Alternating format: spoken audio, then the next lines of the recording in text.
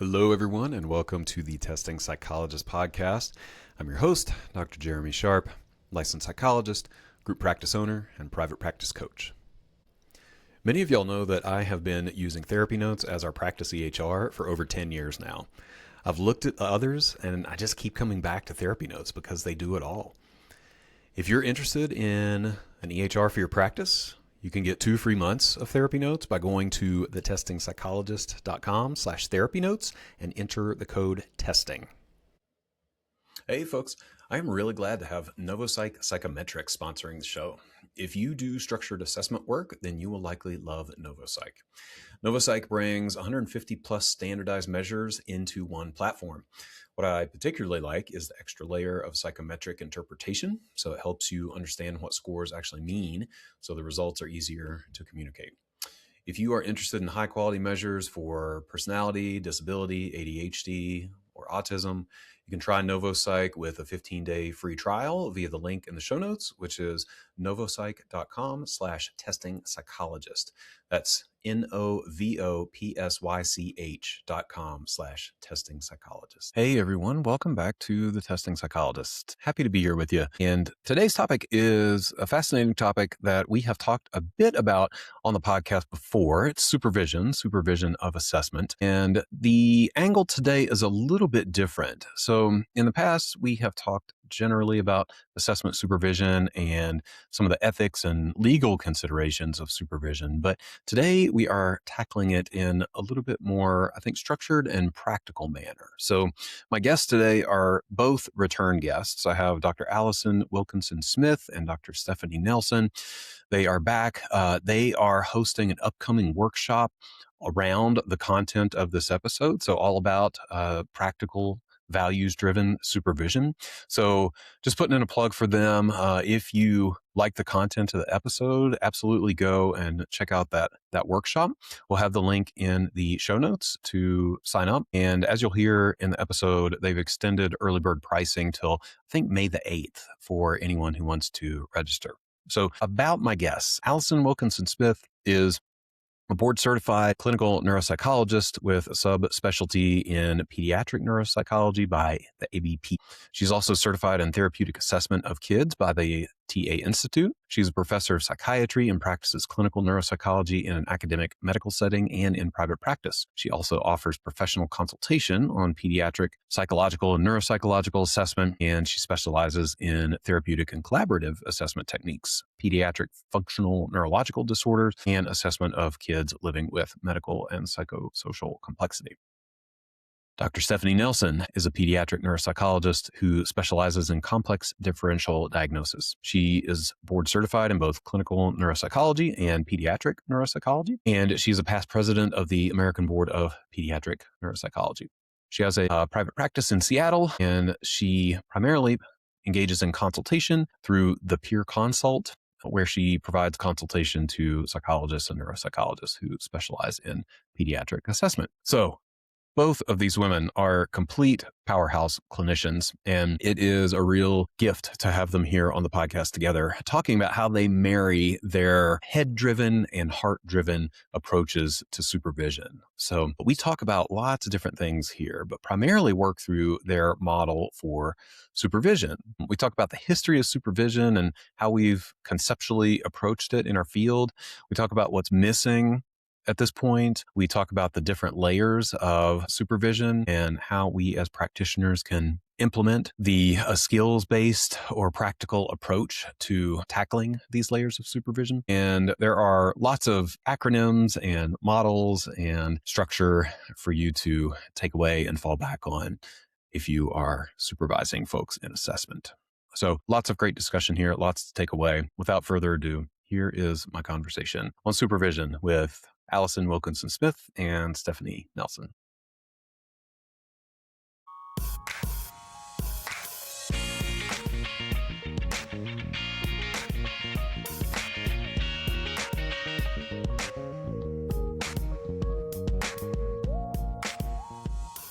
Stephanie, Alison, welcome back to the podcast. Thanks for having us. Really glad to have you. Yeah. Thank you. So let's do a quick intro just so people can like orient to your voices a little bit. Let me see, Allison, do you want to go first? And you can just tell us a little bit about yourself. I know I just did the intro and everything in the beginning, but tell us anything that you would like to. Sure. I'm Alison Wilkinson-Smith. I'm a pediatric neuropsychologist, currently practicing at a children's hospital within an academic medical center. I've been here for about 20 years. And relative to our conversation today, I have been doing supervision um, at multiple levels of training for pretty much all of that 20 years. Great. Stephanie? I'm Stephanie. I'm also a pediatric neuropsychologist, and I've been doing this for the same amount of time that Allison has, as you'll probably discover during this podcast. And I spend a lot of my time right now doing consultation, mostly to individuals who are already licensed. Fantastic. Yeah, so y'all alluded to this, but let's just flow into the origin story a little bit here. Y'all met on internship? Postdoc. Postdoc. Okay. Yeah. Tell us how y'all connected and how this supervision workshop came to be. So we met on postdoc, so 2-year postdoc in pediatric neuropsychology. And kind of going into postdoc, we had very different experiences in our training. I was very fortunate to have to work with some amazing people and have some great training. And so when I came to our postdoc, I kind of had, I guess an idea in mind for what supervision could be. And then Stephanie had not the same experience in her training up until then. And so during our time there, I would say our supervision was maybe a mixed bag at best. Some probably that was actively harmful. And so we kind of struggled through that together. Um, and throughout that time, and then really since then, we have done a lot of reflecting on, what makes a good supervisor. How do we not repeat the bad things that happen to us? And how do we kind of deliberately structure supervision so that we can kind of bring out the best in our trainees? Right. So we'd had those really different experiences, but we both ended up with sort of the same problem, which is how do you go on to design supervision once you start doing it? A lot of us just repeat what the supervision we received was, and we pass on both stuff that was great, but also maybe some stuff that was not so great or even actively harmful. And because of our different experiences, we really solved this problem in two very different ways. Allison was able to take the great training that she had and take the pieces from it and weave it into the wonderful style that she uses now. And because I had supervision that what I would call more, it's called professional neglect, I didn't really have that model to weave that from. So I solved the problem the way that I solve every problem, which is I just go read all the books and all the literature that's out there and all the research that's available. And then the two of us started having these conversations where I would be saying, what are you doing in supervision? And she would talk about it. And I would then be linking it to the research or to these other concepts or to gaps in the research. And we were really having these fascinating discussions about how to build out supervision. And once we'd been doing this for about 20 years, we realized we had something now that we wish that our younger selves had had. And anytime I get interested in something or I go down a rabbit hole, I always try and put together something that's sort of like a love letter to my past self, like something that I wish that I had had 3, 5, 10, 15 years ago that might have guided me through that place. And we realized we were ready to write another love letter. So that's sort of how we became really interested in this topic. Yeah, I really love that conceptualization. Yeah, as a love letter. I think that's how we do a lot of things. Trying Hmm. to provide ourselves or others with corrective emotional experiences that Yeah. we're really just addressing things that happen to us. It's not lost on me. There's some parallels with parenting here. for Mm-hmm. sure. And just trying to do better than maybe our Sure. parents did. Right. Right. They sometimes call that like the osmosis model of parent transmission or supervision transmission, where you just get exposed to something and you pass it along as best you can. Right. Or you do the opposite, right? Like that, Mm-hmm. I feel like that's You the other side. overcorrect in the other Like, you know what direction. you don't want to do, or you know exactly what you want to do, but Right. the middle ground is a little sticky. Yeah. Mm-hmm.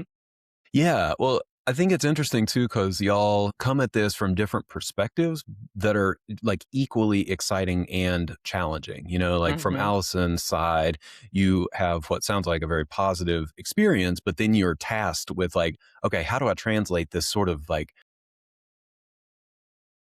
generally like vaguely positive experience into like a not manualized approach, but like something I can teach other people, then Stephanie, you're like, oh, I didn't have this great experience. Let me go dig in the research and then somehow like translate everything we know into a like rigorous approach, Right. But that translation problem, you're really pointing to a gap both in how we're trained in supervision and a Hmm. gap in the literature.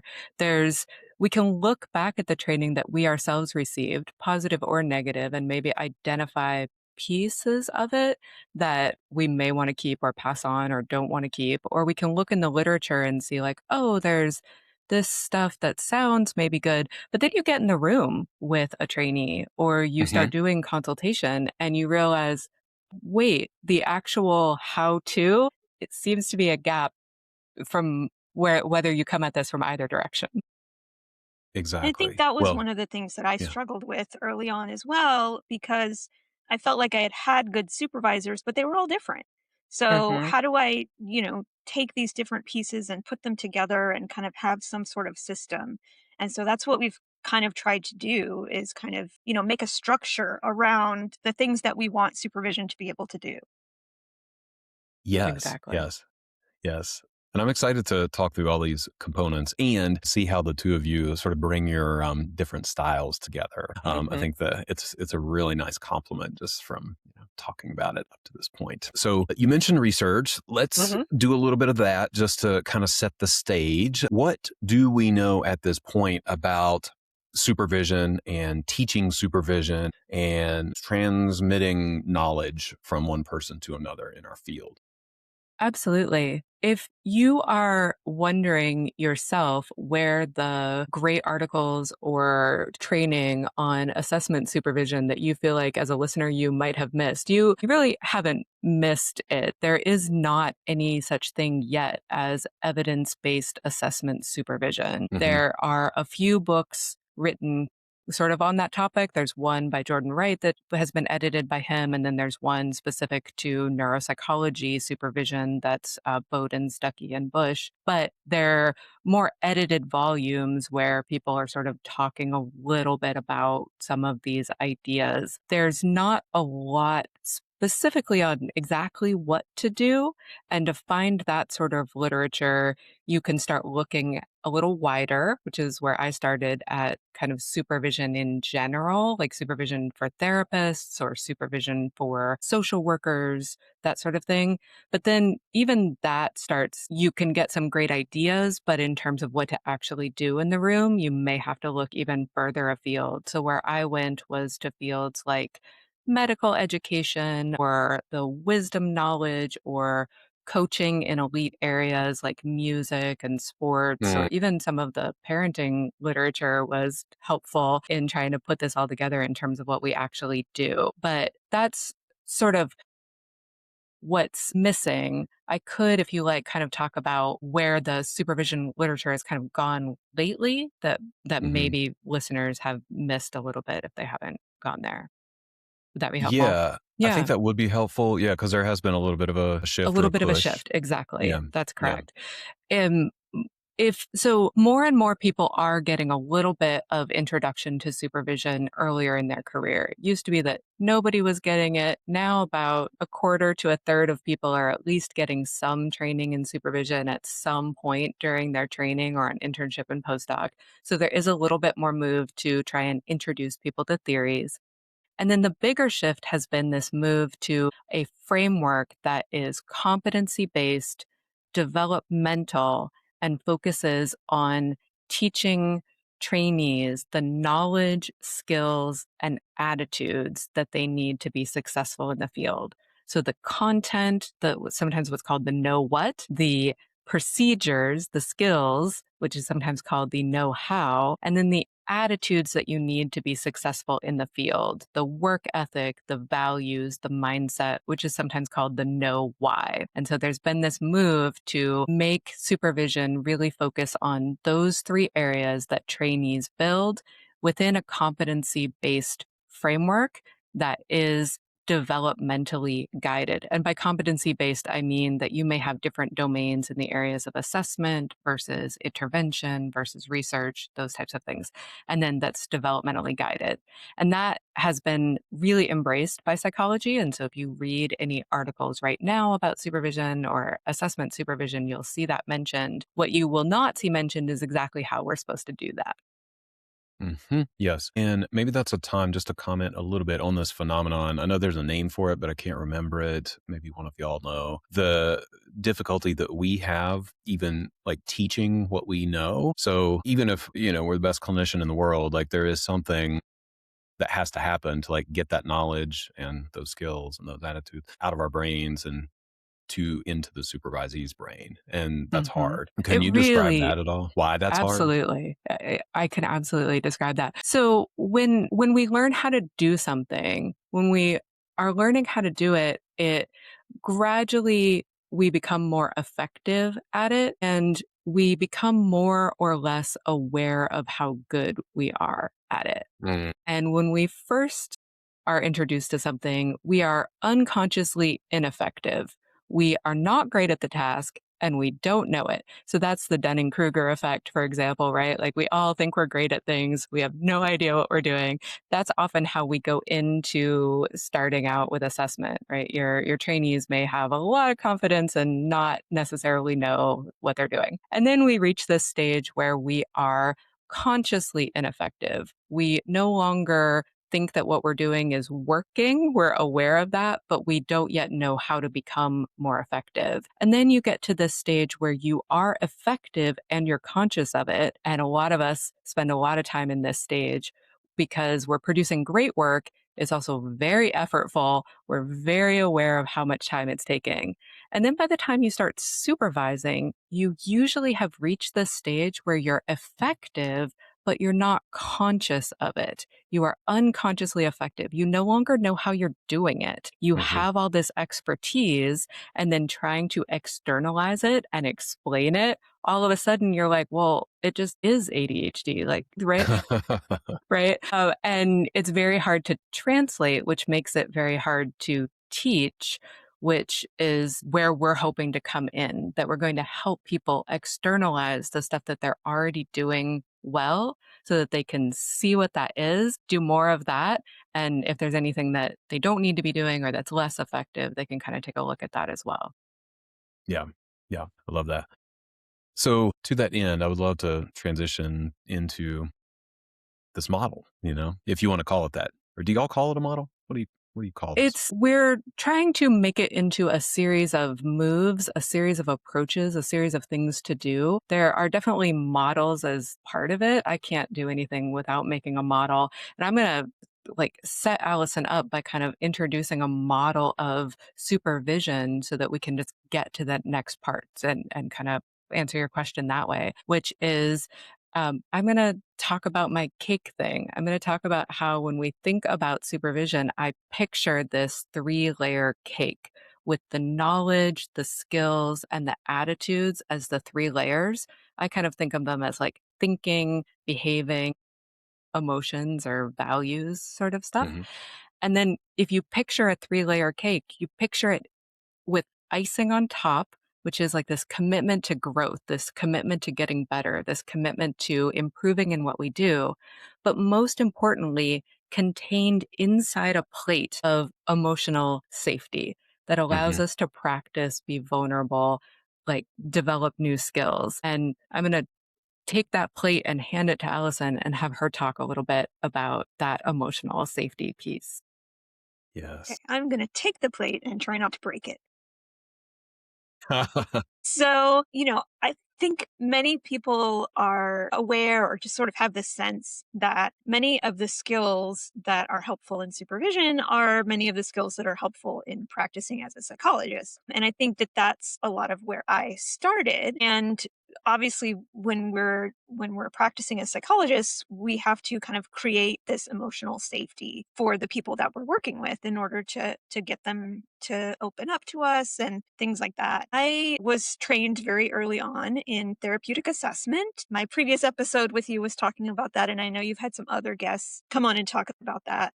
Therapeutic assessment has the core values of compassion, humility, openness, respect, and collaboration. And for me, I try to ground everything I do as a psychologist in those values, and that includes supervision. And so I've tried to think a lot about, how do I use those values, certainly in my practice, but then also how do they look in the supervision setting, because there are some things that are similar to what we do, and then there are some things that are different about the supervision relationship, right? So how do we create a safe environment that is compassionate and feels respectful with someone who we are training, we're teaching, we're trying to help them develop skills, but it's also somebody that you want to approach, as a junior colleague, right? You want to approach Hmm. them as coming in knowing some things, having some skills. I mean, even our beginning trainees, like they come in with their own life experiences and things like that. So Of course. how do we fix that collaboration? How do we approach that collaboration in kind of this more professional setting versus how we do it when we're working with our patients and families? Right. Sure. The technical term for that is isomorphism, which is that idea that the what you want your trainees to eventually be able to do with their clients is what you're doing with your trainee in your supervision session. You're treating them the way you want them to eventually be able to treat their clients. And so that's where Allison and I would have these great conversations where I would be saying, like, okay, you learned how to treat clients. I didn't really learn any of that. So tell me when you're doing that, like when you're working with a trainee and you're thinking about that value, Allison, of like openness and collaboration, like how are you actually doing that with a trainee? What does that actually look like? Give me a concrete example of what you might do. Ooh, could I jump in real quick So, Yeah. if clarify? Could I clarify yeah, something? I'll give you like a very specific example. If you don't have, and then we can take it whatever direction. You can be like, "That's dumb, Jeremy. I'm going to do my own thing." But so full disclosure, I went into internship completely terrified and with a lot of performance anxiety and like shame. So I was coming out Mhm. of grad school. I don't know if I've ever said this on the podcast, but my last year of grad school, no, not my last year. I was okay in the last year. The next to last year, I was on like a formal remediation plan Mm, for mhm. my therapy skills. And it like really shook my confidence. I think it was the first real time in my life where I like wasn't good at something that I was really trying to be good at. And, so I went into internship like terrified that, imposter syndrome, everybody's going to find out like I'm terrible at this and whatever. Okay. So here we are.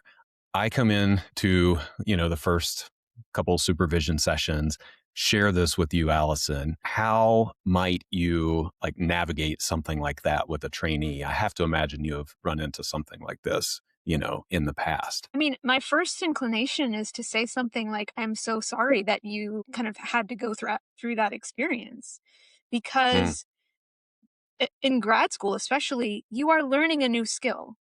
It's not like other types of learning where, okay, if I just spend enough time with this book or with these flashcards or something like that, then I can get better at it. This is truly learning a skill, and it's hard to simulate, it's hard to practice unless you're in the situation. So like I would start by saying, like, I wish that you hadn't had the experience of feeling bad about yourself because you were struggling to gain a new skill, because we all gain new skills at different rates, and it's not a reflection of your intelligence or how much you're working or even a reflection of how good you may eventually become. It's just a reflection of where your learning is at that point.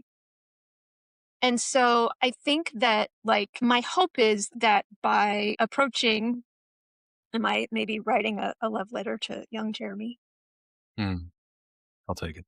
I would hope that by kind of approaching with that level of with that compassion and respect for you as a person, um, that puts you in a state where you can start to grow at that confidence. Right? It's really hard uh, to be open, to be collaborative with your client if you're just in your head thinking about, oh no, I'm going to be found out and I don't know what to do and I don't know what to say next.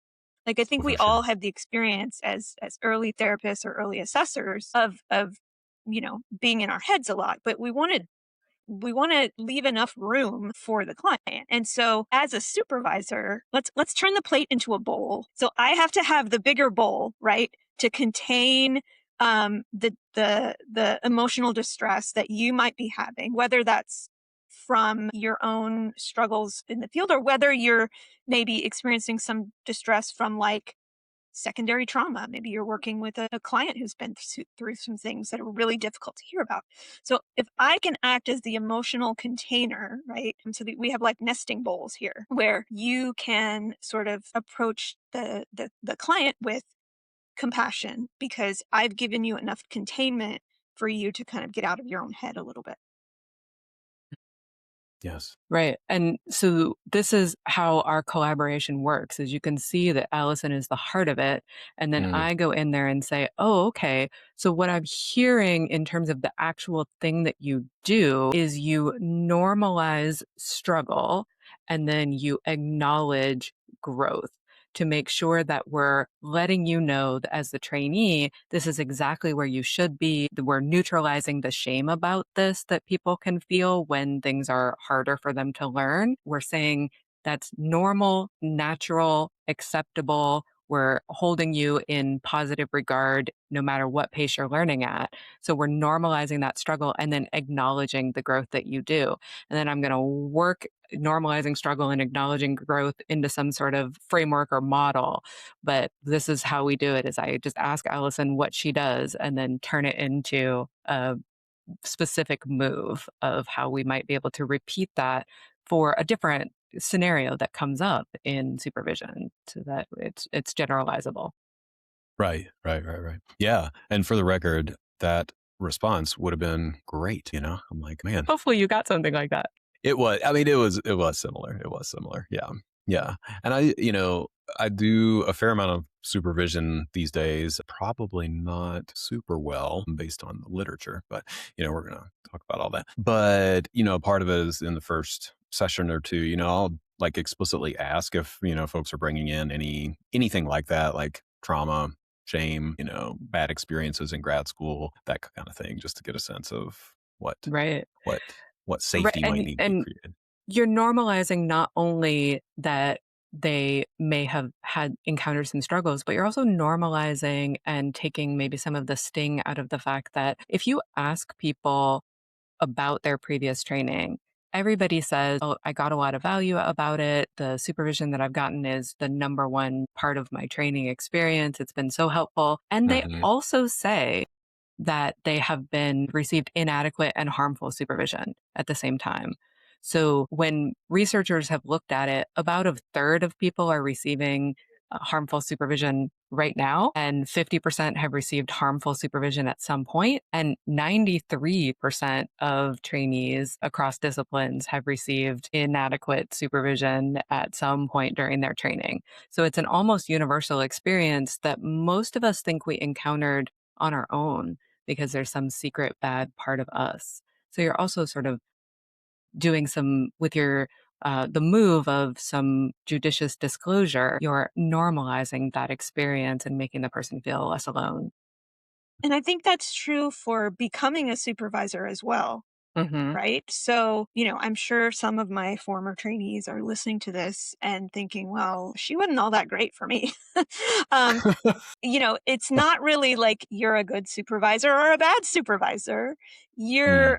Supervision is another skill that we develop, right? And so we have times when we are probably being neglectful. We have times when we're probably being harmful. But our hope is that by putting some systems to this and making it sort of more deliberate, people can sort of be mindful of what are the things that I need to do in order to be most effective. Mhm. That's such an important point, Allison, and really brings up that link to parenting again. There are all times as parents when we are not perfect. There's our goal is to be good enough, right?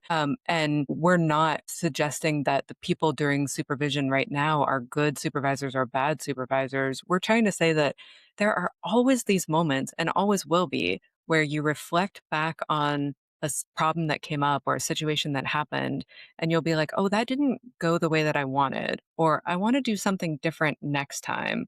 And then sometimes that's where your brain kind of stops because you don't know what you would do to fix the problem or to prevent it from happening next time or how you would address it again in the next session. You get sort of stuck. And then while over 90% of us turn to our peers, sometimes they don't necessarily know either because we're all practicing in the dark. Very few of us actually see each other do supervision or even talk about what we do in supervision. It's this kind of almost this like secret practice that we do that we aren't out there talking about. And so our hope is really to just kind of start the conversation about some of these things and give people some ideas when they get stuck or when they think, oh, I want to do this or this better. Hopefully, we'll have some things that will be helpful in terms of moving that forward. Yeah, definitely. Well, I think a good framework goes a long way there. I mean, even to have something to fall back on where Hmm. we have, a bit of a recipe or a roadmap of some sort, right? I mean, that's way better than just, like I'm doing my best. I think this might be a thing to say or not say. Hmm. Poorly trained. So, okay, let me orient us a little bit. So we've got our plate Hmm. that is containing. We've created a container of safety for these three layers of supervision Hmm. to sit on. Help me understand the difference. Maybe I don't know. This may be an Allison question, but help me understand the difference between like the safety and those core values and like that layer of attitude. Hmm. How do we move from like the plate to that first layer? And is there overlap or not so much? How does that work? I'm not sure I totally understand the question. I think we are trying This is my to. humility. Perfect. You're embodying This the is a values. really interesting question. I actually, as I've been trying to think about these layers of supervision in the literature, it's knowledge, skills, and attitudes. And then in other models, like the integrated developmental model, it's things like motivation, awareness, and something else. There's often three levels and they get called various things. But the emotional piece and the values piece all gets kind of squished together along with work ethics and along with like professionalism. And that Mm-hmm. last Mm-hmm. category sort of ends up being a bit of a grab bag. But I think one of the things that Allison brings is helping me.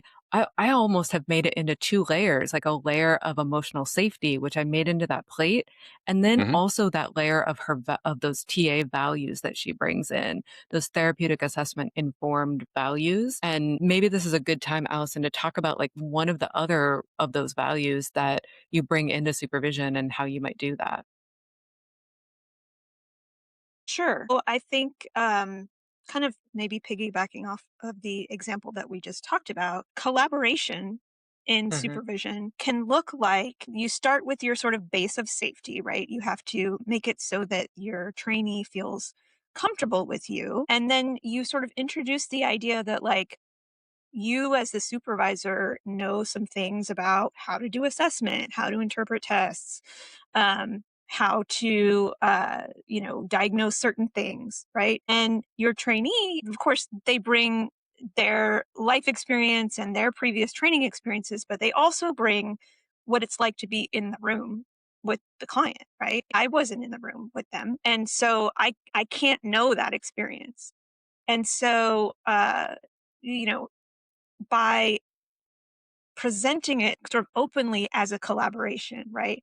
I'm going to help model for you how to think through these things. I'm going to help you, this is where all of Stephanie's like operationalize steps and moves come into play. But like I have a approach that I kind of bring to the supervisee and their experience of being in the room and collecting the data.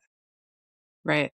And that's so important to me. I mean, you can tell from like that we have different personalities and different approaches to this. And Allison focuses really on like how to be in the room with a supervisee, whereas I am constantly focused on like what to do. And without her to remind me, I will overload people with information, with procedures, with techniques. And then I need her to pull me back and say, like, right, but what's our value here? We want the supervisee, the trainee, to feel like they have some ownership over this, to feel like they contributed to this, to develop their autonomy. And then I remember, like, oh, right, this is not just about filling a trainee with some knowledge, right? It's not just teaching them all the rules of how to play tennis. You can teach someone all the rules and they're not going to get to the US Open unless you're also practicing with them, modeling for them, making it safe for them to feel like they can make mistakes, things like that. So that's so helpful to me every time you bring in that values piece. Hmm. Yeah, yeah. Y'all are such a good team. No, I just keep coming back to that. Yeah, it's a real compliment. So, okay, I'm going to orient myself again, just being super concrete. The plate is our safety. It is, of course, anchored in these values that you're talking about, the five values that you mentioned. But then, that first layer of attitudes maybe is where we're like teaching those values or like imbuing those values, hopefully as part of Embodying. the yeah, yeah, yeah. That's the right. Yeah. As part of the supervision process and Hmm. letting the trainee kind of embrace some of those. So Right. maybe we move to the next layer, thinking. Let's tackle thinking in this whole equation. So help me understand the thinking layer. Absolutely. So I'm going to back up and give you one more, I think, model, which is if listeners are thinking, okay, this is all great. I want to be grounded in values. Fantastic. But if they're like me and they're like, okay, but what do I actually do? I'm going to give you just sort of a basic structure of how a supervision session might work. Obviously, you can move these pieces around, but I'm going to use the acronym SCOOP, which is we're going to start by selecting a format for how we're going to do our supervision. There's lots of different ways that you can do it. You're going to select it based on your trainee, your setting, your professional style, whether you're going to do role play or live supervision or a transcript or something like that. Once you've selected your format, you're going to then cover the three layers, the sort of emotional layer that we've talked about, but also the thinking layer and the doing layer, the behavior layer. So we're going Mhm. to make sure that we work through the case, talking about the thinking part of it, the case conceptualization, but also the doing part of it. Who are we being? What are we doing in that session, in this evaluation, in writing the report, whatever it is? And then for our two O's in Scoop, we're going to orient it to the trainee's developmental level, where they are in their path, which will shape whether we're more directive or not, whether we're more intellectual in our heads, or whether we're really doing like role play, like let's really learn this skill, that sort of thing. And then our other O is going to be to opt for one skill target, where we're just picking one thing that we're really working on in this session that we're trying to make a little bit better.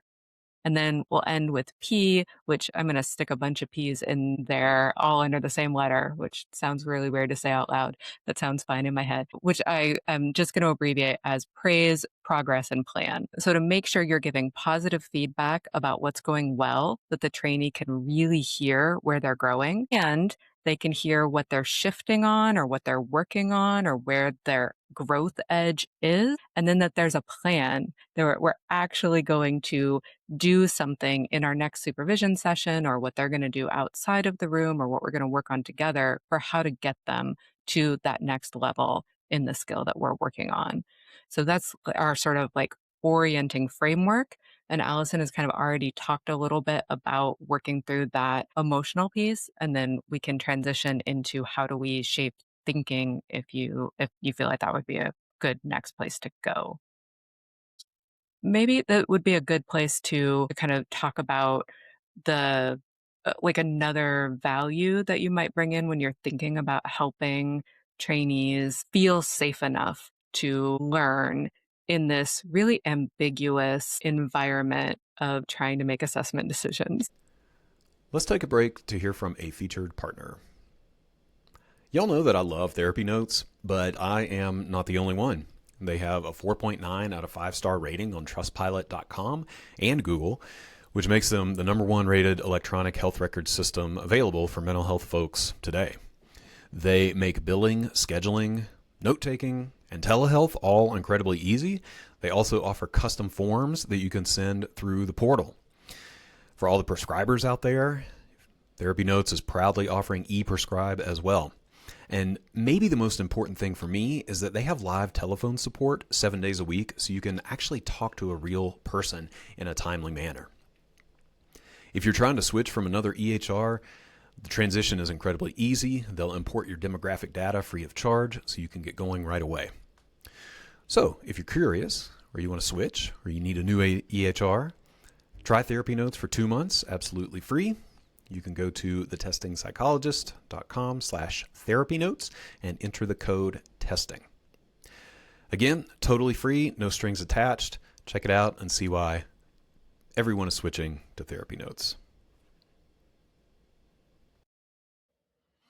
Hey everyone, I'm really excited that NovoPsych Psychometrics is sponsoring the show. NovoPsych is a platform for psychologists who care deeply about assessment and testing and want their self-report measures to be the very best. NovoPsych has an extensive library of 150 standardized instruments with strong coverage across the presentations many of us assess every day, like disability, functional impact, autism, ADHD, and a wide range of symptom measures. You can also use it for broad personality assessments like the Big Five, or go deeper when you're looking to understand personality pathology. What makes NovoPsych different isn't just the range of scales, it is the quality of the experience. So I really appreciate the depth of psychometric info that it provides and the clear graphs and visualizations that make results easier to interpret and communicate.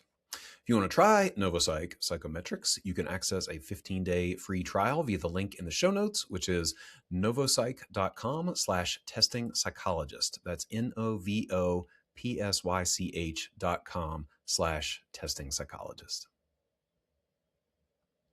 Yeah, I think the model that you've laid out here, this scoop model, just the idea of using this type of framework really makes me think of the value of respect, Hmm. because we are I want to be respectful for the trainees' time. So I want to make sure we're using our time wisely.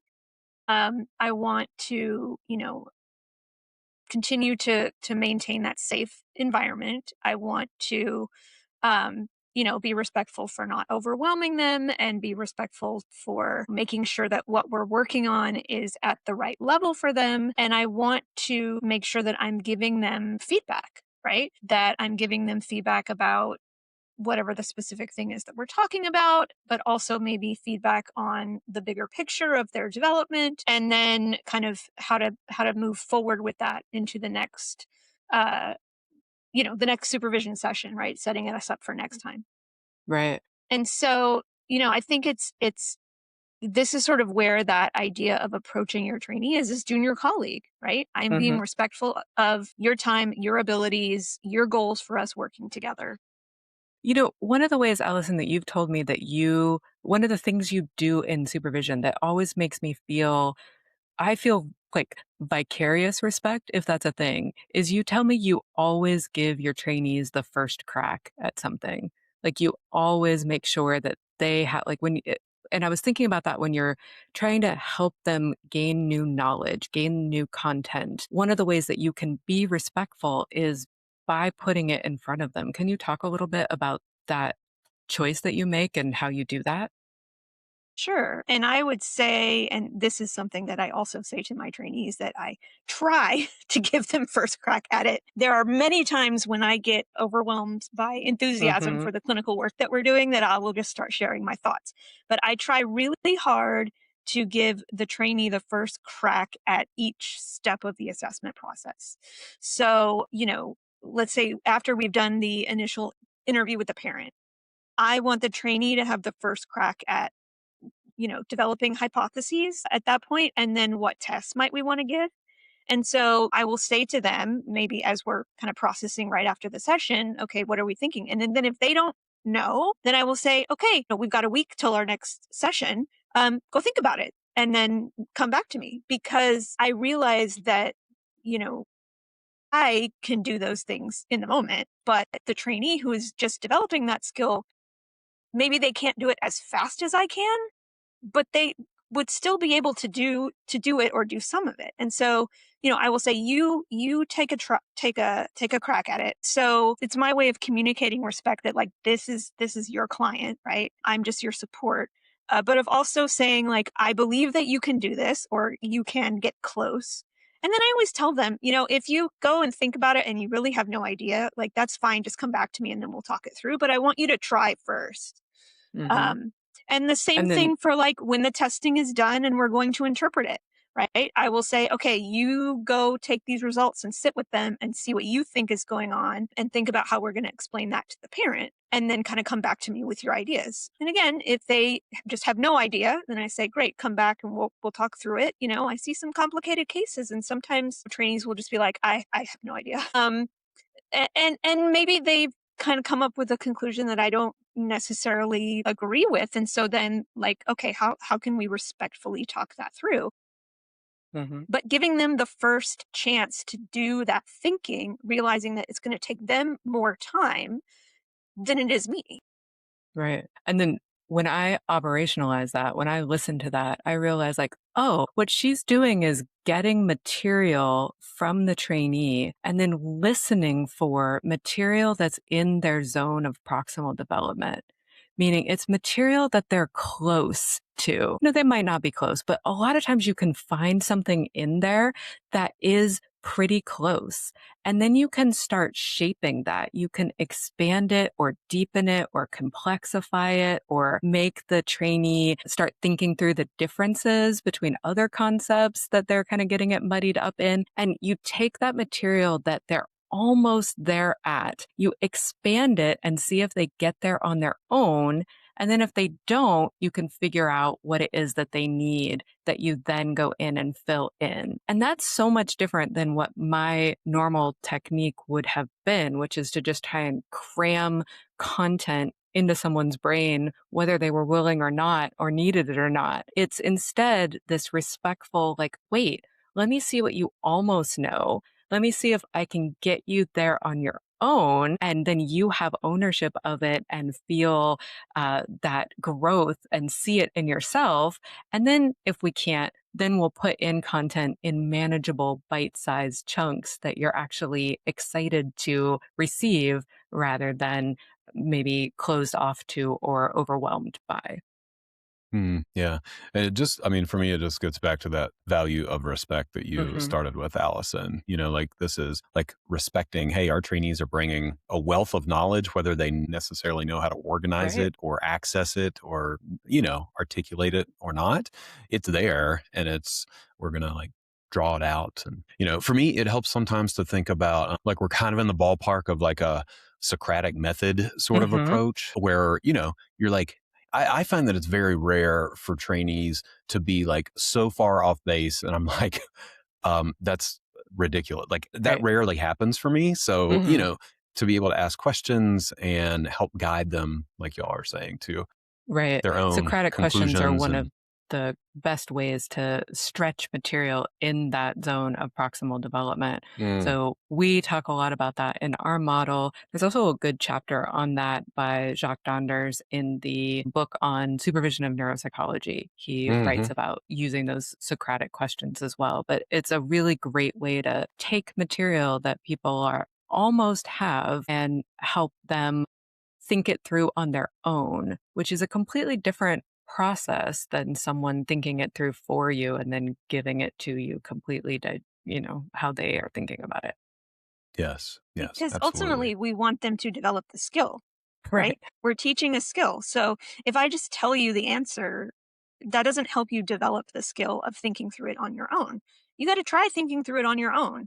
And maybe for trainees who are earlier in their kind of training journey, that'll be more of, me thinking out loud, kind of going through it with them. Hmm. And, maybe Hmm. somebody who's further along in the training, they kind of get close and then we talk it together. And then maybe somebody I work with a lot of fellows who are kind of in the last stages of their training. And oftentimes all they need is that little extra time to kind of sit with the information. And then they can get the same place that I was. So Do you have that experience, Allison, where you'll be doing this session? I have this sometimes, and the person will, they'll say a bunch of stuff and I will repeat it back for them. And they'll be like, that sounds so great. And I'm like, those are your words. Like, you said that. I just am reflecting it back to you. Do you have that too? yeah, and I also have the experience of, again, because the trainee is the one in the room, they're the ones who are doing the work. Sometimes they'll say things that I didn't think of. And then Mm, once I kind of conceptualize it from their perspective, I'm like, huh, that's a good point. Right now, I'm working with a fellow who has a lot of experience with adults. And so she's learning more about how to work with kids. And so she frequently, after we do the parent interview, will mention one thing or another that, like, I didn't notice that or that didn't occur to me just because she has more experience working with adults than I do. And then when we're working on conceptualization, one of the things that I do to kind of help her in that zone of proximal development is I will say, like, what if we had these same symptoms in an adult? What would you be hmm. thinking? And then that Mm. helps her kind of think about like the developmental trajectory of certain disorders or certain symptoms and things like that. Yeah. It's lovely. Well, let's transition to the behavior or the skills layer and talk about that. And maybe we enter into this the same way we did the last one, which is, anchored in values, I suppose. So, are there particular values, Allison, that you see coming up specifically when you're talking about behavior or teaching behaviors or skills that might be worth talking about? Tough one to answer because I think it probably depends on what specific behavior it is that we're working on, right? So if we are working on conceptualization, for example, then collaboration might come into play. And so, this is where they bring their experience of being in the room, of administering the tests, of, a really good example of this is that I supervise often in the ADOS, and I cannot judge the child's eye contact from watching the video. The best video in the whole world is not going to tell me whether they're directly looking in the person's eyes. And so I've got to defer that. I can give them the information of, like, here's how I think about judging eye contact, right? Think about the difference between looking in your eyes versus looking orienting towards your face, but not looking directly in your eyes. Think about the difference between someone who is just not meeting your gaze much at all versus somebody who's actively avoiding your gaze. So I can give them like these specific touch points, but they still have to bring the experience of, okay, what was this actually like? Hmm. Right. It, I think about, yeah. and maybe this, y'all tell me if I'm off base. I'm just sort of like an interloper in y'all's model here. But I think about openness too, at least for me, if I'm thinking about that value the right way, especially with skills and behavior, that is where I have to be flexible essentially and say, like, okay, like here's how I think this could be done, or like a way you could have to, but there's always going to be variation and the trainee is going to put their own spin on it, and that's a good thing, but it kind of requires like an openness from my perspective to acknowledge, like, hey, there's a different but similar way we could do this and it will still be effective. Mm, yeah. It's so one of the pitfalls of becoming a supervisor is that we do have this ethical mandate to provide really good client care and make Hmm. sure that the client care our trainees are providing is also top notch. And we also are trying to teach evidence-based best practices, standardization. You have to make sure that you're scoring correctly. So there are these pieces where, great, the person should make mistakes, do it their own way, grow, etc. But also, I need the whisk scored correctly, and we don't necessarily have a do-over if we get the diagnosis wrong. So that tension that you're talking about of how do you shape behavior and allow the person to grow and make mistakes and try new things and put their spin on things while also trying to be accurate and deliver good quality care is probably one of the tensions of supervision. And people often solve it by micromanaging or by sort of being like, well, everything you're doing must be great, and being sort of more warm and affirming, neither of which necessarily hits that sweet spot, which Allison and I call sort of like being an attuned supervisor, where you're trying to balance those tensions that are inherent in supervision. Right. Are there other aspects of this layer that we could talk about? Maybe examples of Oh, skills I or was thinking behaviors. you have told us, Jeremy, about a conversation you were having with your wife about passing on behavior. And I wondered if maybe you could tee that up again, because I thought that was an interesting thing that you were discussing. I think you were talking about passing on group therapy techniques, maybe. Yeah, yeah, yeah. Yeah, so my wife does a lot of, teaching and training and supervising and group therapy. So, yeah, we talk about this a lot. This came up like 2 weeks ago where she was, I don't know if lamenting is the right word, but, we were talking about how it's really challenging to transmit skills. She was like, I just intuitively do what I do. Hmm. And I'm not sure how to tell people how to do that because it involves 47 different points of analysis of the situation going on and like the emotions and the, members in the group and my, clinical experience. And then it all kind of synthesizes somehow into this intervention. So, Hmm. yes, it's a real challenge. And we talk about that quite a bit. Absolutely. And that's a beautiful illustration of the master trying to pass on to her apprentices what it is that she does. That's often called the master apprentice model, where you're trying to pass on what you do, but you just are unconsciously effective and you don't necessarily know what you're doing. So, of course, we have a whole framework for this. I'll just talk about like kind of 2 points from it for this. One is making sure that you're not just telling the person how to do it, but that you're actually showing them how to do it through Hmm. modeling, through role play, through talking it through what you would do, making sure that you're not just telling the person, like, oh, do this, do that, and here's how you do it, but that you're actually showing them. Because novices do not see the problem the same way that you do. And so if you just tell them, you are going to include a lot of extra information or a lot of irrelevant information that you don't even realize that you're doing. And they will focus on those pieces and not necessarily what it is that you might have wanted them to focus on. So one of the best things that you can do is make sure that in addition to talking them through it, that you're also showing them how to do it or having them experience it themselves or having them do it and getting some of that deliberate practice in. Now, of course, you're also going to use words. We're not conducting supervision entirely in mime, but instead of focusing so much on talking through what you're doing and how to do it, you want to instead focus on the when and the where and the why. So, like, when would you do this? Why are you trying to do it? And where does your attention as the expert go? What patterns or pieces are you seeing that a novice wouldn't necessarily see? So you're explaining to them instead of, here's exactly how you administer the whisk, you're saying standardization is important for this reason. Here is when I might deviate from standard administration in a very unusual circumstance and why I might do that. And when I do standard or non-standard administration, here's where my attention is going. Here's what I am looking at. So operationalizing that knowledge transfer, that behavioral shaping transfer through 2 of those methods is something that we're really interested in helping people understand. It's really a metacognitive activity, Hmm. right?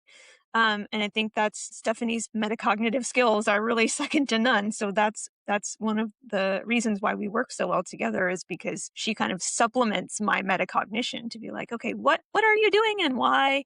And then how do we translate that? How do we link that back to what we know from science? So Right. And then to bring that isomorphism back in, when we do that, we're modeling for trainees how to do that, how to do that metacognitive reflection, which is one of the key aspects of getting better at something. It's being able to ask yourself those questions or being able to ask someone else those questions to get that information that you need.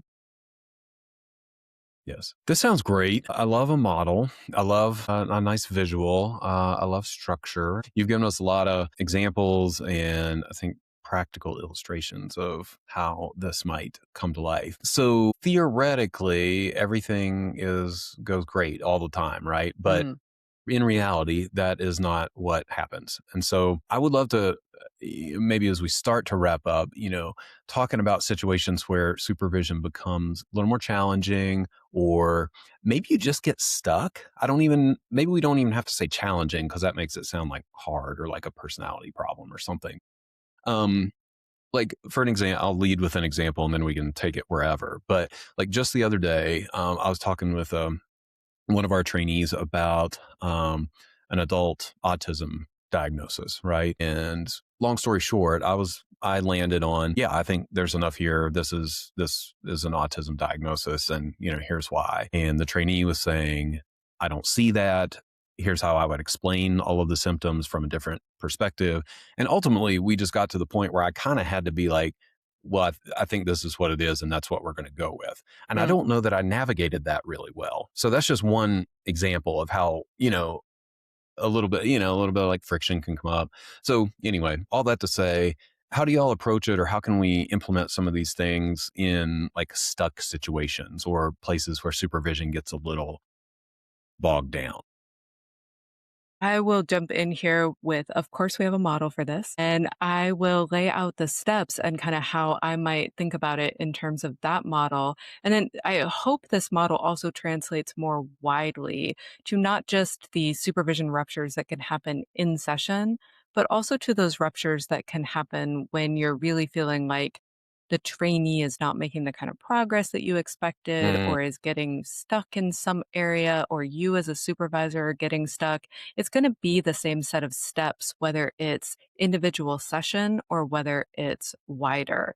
And so I'll lay out the model and kind of apply it a little bit. And then I'll give it to you to maybe make even wider than that if something comes up. mhm. I don't mean to like give you homework here, but so my model, the acronym is going to be SWIRL, which is you're going to stop and spot the pattern. You're going to really describe in what's happening. A lot of times we can get in those friction points, or we can realize three-quarters of the way through a trainee's experience that we maybe should have addressed something early. So our first step is really to stop and making sure that we are spotting what that pattern is, making sure that it is a pattern and not just a one-time thing necessarily, that maybe it was just somebody had a bad day and Mhm. we can recover from that. But we're seeing a pattern. And then the you in swirl is wondering about it, speaking about it, naming it in neutral terms, describing what's happening, saying, I'm noticing we're getting stuck in this, or I'm noticing we're having this moment of friction where I'm the supervisor and I ultimately have the license. And so I have to make sure that I'm making the correct diagnostic decision here. And you're the trainee. And I'm wondering how this feels for you, what you're bringing to this, what I'm not understanding. Like we're stuck in this situation. And then the I is the invitation, getting the trainees' perspectives, their experiences, where they're frustrated. You also are being invited to give your experiences and what's going on with you and where that tension is. Through that invitation process, it does take a lot of time, but the point of that step is to remind you that this is probably a point where you have to spend more time. This can't just be one of your quick supervisions or one of your quick, I'm just going to give you all twos on your rating form and we'll move on and we'll figure this out later, right? You really do have to stop, and everybody's ideas and perspectives and feelings all need to be laid out on the table. And then the R is to respond differently in real time, like right now, doing something different in supervision. So, for example, if you eventually get to a point where you're like, well, I just have to make this diagnostic call, you can say, I I meant to say, I feel this pressure to make a decision. And so I'm leaning in this way, but I think it might have landed like I'm saying you're wrong or you didn't do it right. Or, and hopefully through the invitation process, you've heard their perspective of what that felt like for them. And so then you do it over. You say, what I meant to say was, I see exactly what you're saying. And I also see it from this slightly different angle. And we need to make a decision. And so one of the ways that I'm thinking that we'll resolve those like this is like this, or we could do it this other way. How would that feel for you? But you're trying something new, literally in real time. And then the L is for linking it to some sort of real world thing moving forward, linking it to action or accountability. What are we going to do differently when we disagree? Or what am I going to have you read and come back next session so that you feel like you can better articulate your viewpoint because I feel like I was missing some piece of it? Or how am I going to say it differently when I just feel like, oh gosh, it is 58 minutes after the hour and we got to make a decision. What am I going to do in those moments? You're linking it to some sort of real world change to get you out of that stuck point. Nice. Yeah, it's not lost on me that this could also apply to couples therapy and probably many other just general disagreements or, Right. times of friction. Yeah. Allison, anything to add there in these like stuck situations from kind of that values sort of heart driven perspective? I think this is really where you got to reach for your humility. I think the example that you gave of humility is working on two different levels, right? The first piece is like the what diagnosis are we going to get, right? The actual like clinical answer. And so, I can be really confident in my judgment.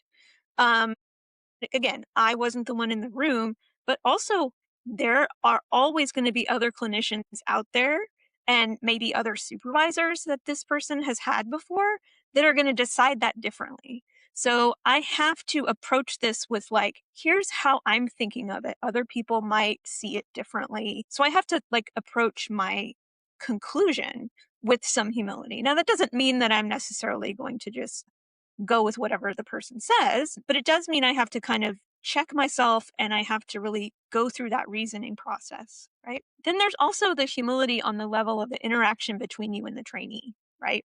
Because regardless of what you're, it's not just what you're talking about, it's also how you're talking about it.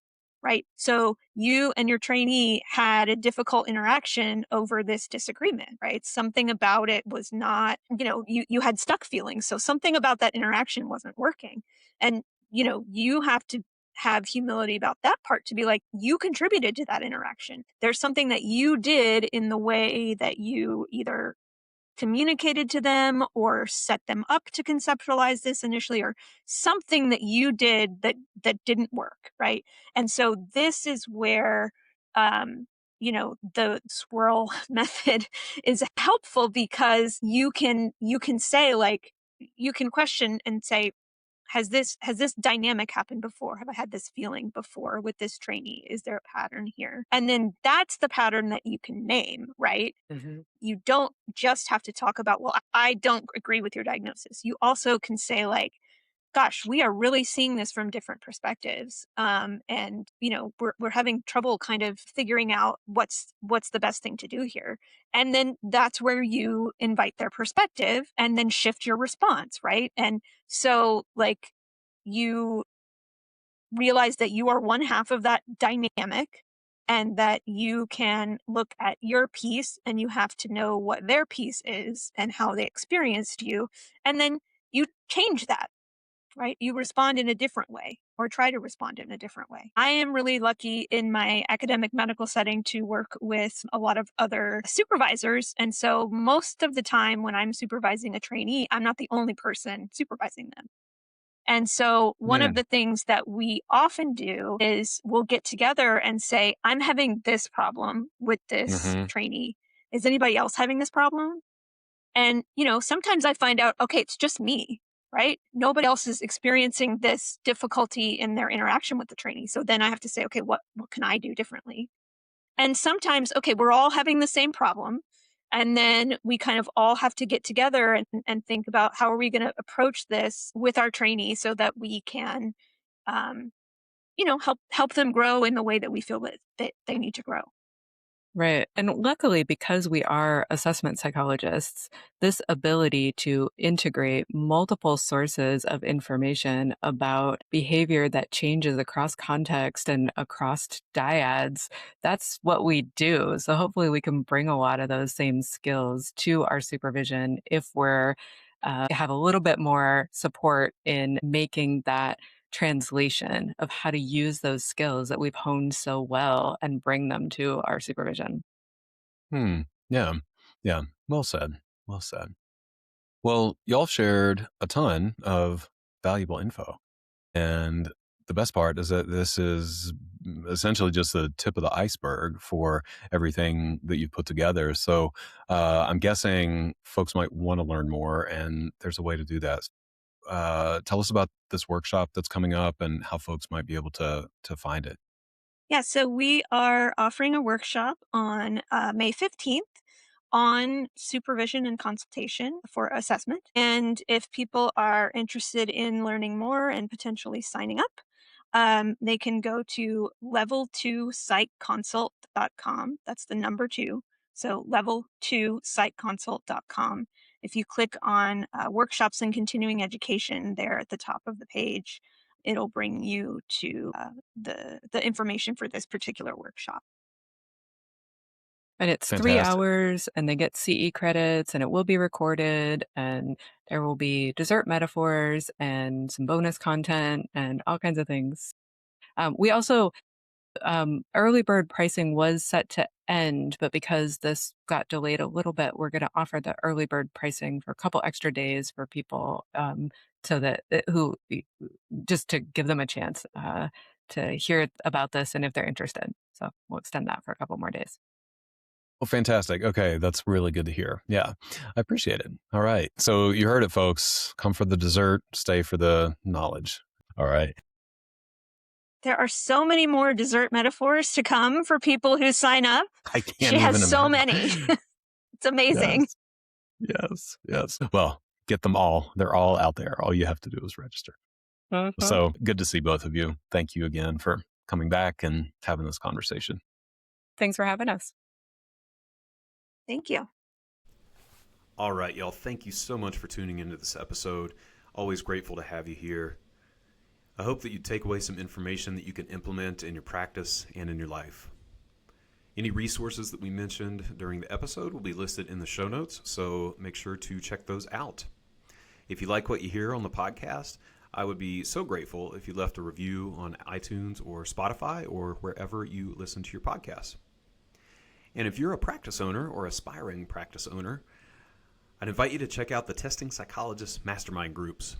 I have mastermind groups at every stage of practice development, beginner, intermediate, and advanced. We have homework, we have accountability, we have support, we have resources. These groups are amazing. We do a lot of work and a lot of connecting. If that sounds interesting to you, you can check out the details at thetestingpsychologist.com/consulting. You can sign up for a pre-group phone call and we will chat and figure out if a group could be a good fit for you. Thanks so much.